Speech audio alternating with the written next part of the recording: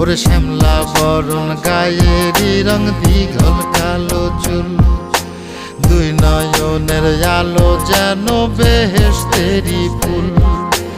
হীরা মন পাখি রে তুই, হীরা মন পাখি, হীরা মন পাখি রে তুই, হীরা মন পাখি। তোর আশায় আশায় আমি কণ্ঠ চাইয়া থাকি, তোর আশায় আশায় আমি কণ্ঠ চাইয়া থাকি।